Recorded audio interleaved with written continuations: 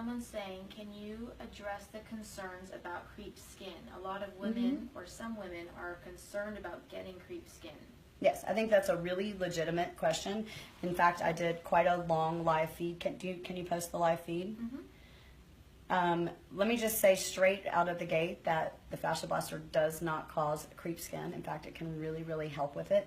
But I do want to give just some attention to the fact that if you're, let's just take your thigh for instance, this could be a pro athlete could experience this. If for whatever reason your leg is atrophied underneath and it's kind of held together by bound fascia, which is not healthy, when you open it, it may have a looser look, and if you add a loose look to dry skin, you have what looks like crepe skin. So I'm just going to refer to the video that we're putting in the comments. If you haven't seen it, it's really good because not only does it tell you the difference between what is loose skin, what is the atrophy effect, and what is actual crepe skin, because it's really a combination of these two. Go watch that video because I think it is really good. When we start talking about saggy skin, so as I really fascia blast and get deeper and deeper and deeper, sometimes this leg can kind of look like a landslide. Oh. Yeah, I worked with a guy I remember vividly, and as soon as I blasted his leg, it literally melted and turned to mush. One of the topics I always hear about is the saggy skin at the knee. So I experienced that at my own knee in the heart butt, where if your butt is flat and it's sliding down your leg, then you have the women that are like just trying so hard to break up, you know, what's underneath, when the reality is they just need to fill up the muscle and lift up the skin, right? I can tell you on any given day I could probably point out crepe skin on my knee, and I don't have any crepe skin and I'm 45. I can tell you on any given day I could probably point out crepe skin on my knee. Sometimes this leg can kind of look like a landslide. Maybe we can speak to this. We get a lot of questions or claims stating that the protocols have changed. We addressed it a little bit at the beginning, but if somebody writes to the inbox and says, I've done everything, I'm so frustrated, my saddlebags aren't going away, I've followed all the instructions, I heat, I blast for this many minutes, they're doing everything right. And again, this is according to them or their account. If we told them, okay, you need to go off on that area, you need to go harder. Yeah, I feel like I addressed that at the beginning, but I think what we need to first clarify is what is the protocols. You know, the protocols are listed in the zones, and they're also listed in my book, and they have never changed.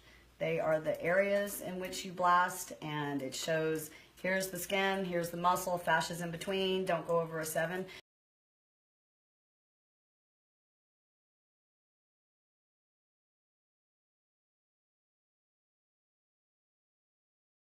So the protocols has never changed, but some of the rhetoric that I've heard is that people are taking screenshots of their inboxes that we've given them, and we've told them to go harder or try this technique or whatever. So that's just individualized coaching versus a mass protocol.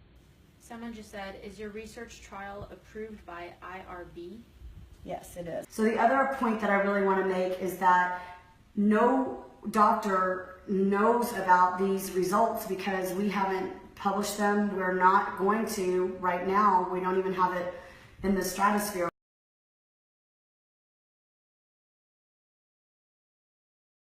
The study was in part largely designed by Kathleen, who has an extensive research background.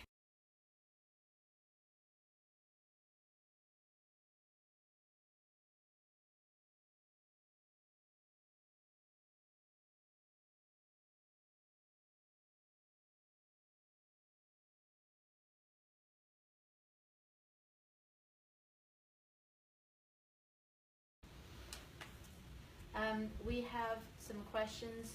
Is it possible to have any type of a blood clot or anything like a stroke from a bruise?